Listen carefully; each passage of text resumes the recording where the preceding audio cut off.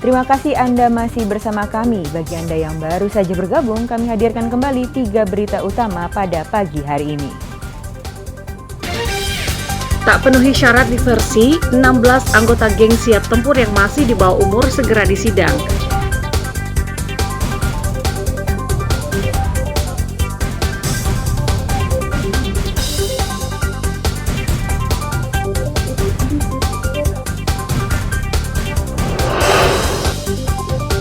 Berdalih tak miliki lahan, warga Desa Urai Bengkulu Utara kembali duduki 906 hektar lahan HGU PTPN 7 yang terlantar.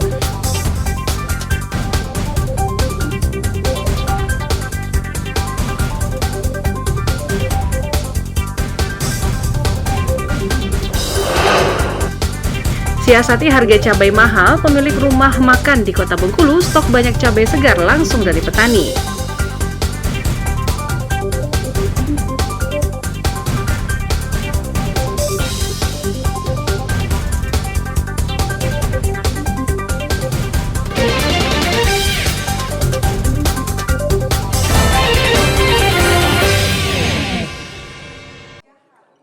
Kejaksaan Negeri Bengkulu Kamis siang menerima pelimpahan berkas tersangka begal anak-anak yang tergabung dalam geng siap tempur beserta barang bukti pencurian dengan kekerasan atau curas dari polisi.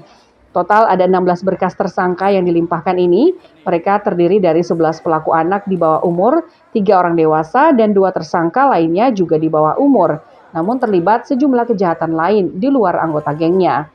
Usai menerima berkas para tersangka ini, Kejari Bengkulu menyatakan akan segera melimpahkan berkas para tersangka ini ke pengadilan dalam waktu 3 hari ke depan. Kejari Bengkulu menyiapkan 4 jaksa yang akan memegang 3 berkas perkara dari 16 tersangka pelaku begal anak tersebut. Penyerahan tersangka barang bukti dalam perkara 365 yang pelakunya anak-anak itu atas nama RH dan kawan-kawan. Kita menerima hari ini 11 orang anak, kemudian nanti disusul dengan 3 dewasa dan 2 orang lagi karena perkaranya disiplit itu nanti akan baru penyerahan berkas perkara. Proses hukumnya seperti apa ini? Jadi proses hukumnya setelah kita akan menerima penyerahan tahap 2, kemudian akan kita limpah ke pengadilan dalam waktu 3 hari ya, karena tidak boleh terlalu lama karena ini anak-anak, kita limpah dalam waktu 3 hari dan nanti kita akan lakukan di persidangan. Jaksa Bu, siapkan?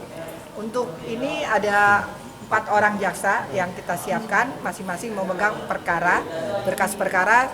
Itu berkas perkaranya ada 3 ya, kalau nggak salah ada 3 berkas perkara, 11 anak-anak, 3 dewasa dan 2 lagi anak-anak.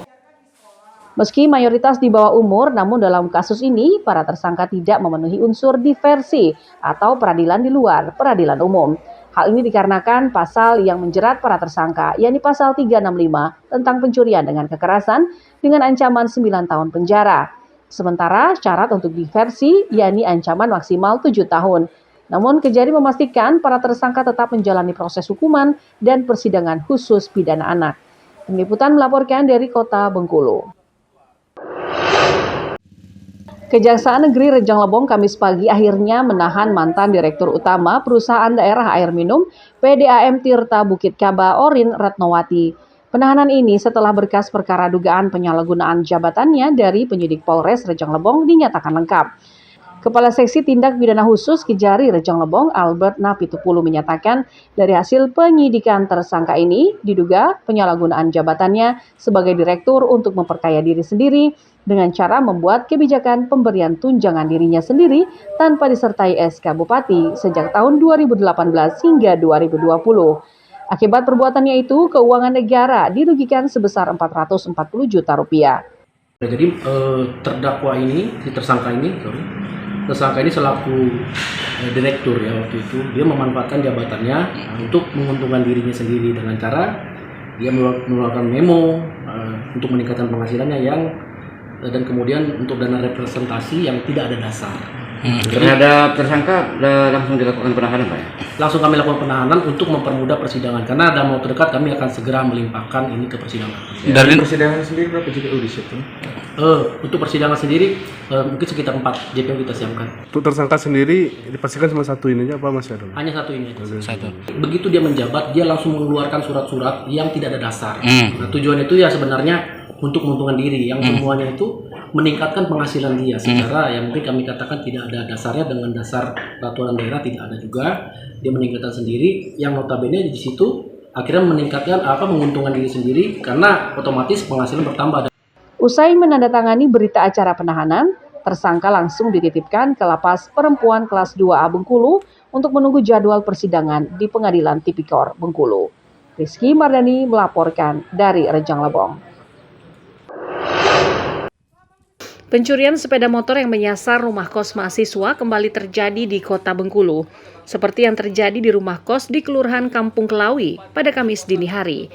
Rekaman kamera CCTV memperlihatkan pelaku seorang pria dengan ciri-ciri mengenakan kaos berwarna merah dan celana jeans biru masuk dari pintu depan kos-kosan. Pelaku langsung mendekati salah satu sepeda motor metik yang terparkir, lalu mengeluarkan kunci T dan merusak lubang kontak sepeda motor. Tak butuh waktu lama, pelaku bisa menghidupkannya dan langsung mendorong sepeda motor tersebut keluar pagar. Menurut korban, pencurian tersebut terjadi sekitar pukul 3 dini hari. Pelaku berjumlah 3 orang, namun hanya satu pelaku yang beroperasi. Ada 3, 2 di depan nunggu, 2 di depan. 1 masuk motor sini. Itu pintu pagar tergembok, tidak? Satu tidak. Tidak. Oh, itu lagi beraksi itu. Selain motor gitu yang diambil, ada sepeda motor lain yang kunci tangan dirusak? Tidak ada, cuma itu ya. Pas masuk tuh langsung ngincar motor gitu.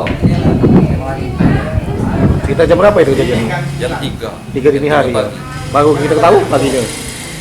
Pas ada kawan turun dia nyari makan. Oh, nyari makan. Jam berapa? Sekitar jam 3. Jam 3 tuh, kawan turun nyari makan. Kawan turun nyari makan. Pencurian ini baru diketahui korban pada pagi hari saat akan membeli makanan menggunakan sepeda motornya. Akibat kejadian ini, korban yang merupakan mahasiswa asal Kabupaten Bengkulu Selatan ini menderita kerugian sekitar 12 juta rupiah. Kasus ini telah dilaporkan ke polisi sektor Teluk Segara dan masih diselidiki.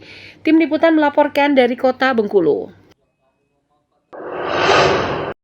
Perkumpulan Forum Masyarakat Urai Bersatu PFMUB kembali menduduki lahan PTPN 7 seluas 906 hektar yang terlantar.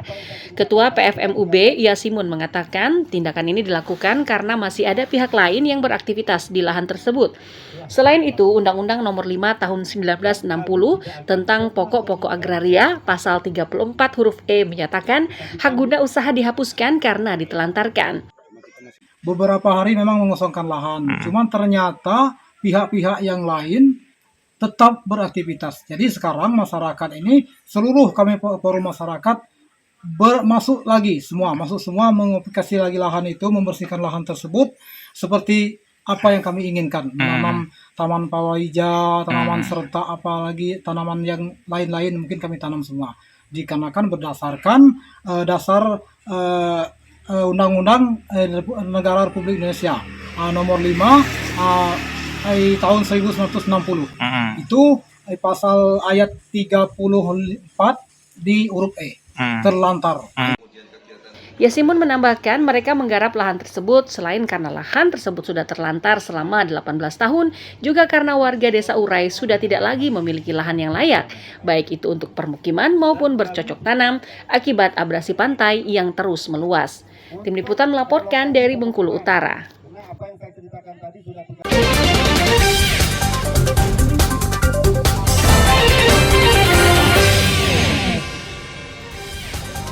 Saudara, informasi tadi sekaligus menutup berita Bengkulu pagi ini. Saya Nadia Tobing beserta tim redaksi yang bertugas mengucapkan terima kasih.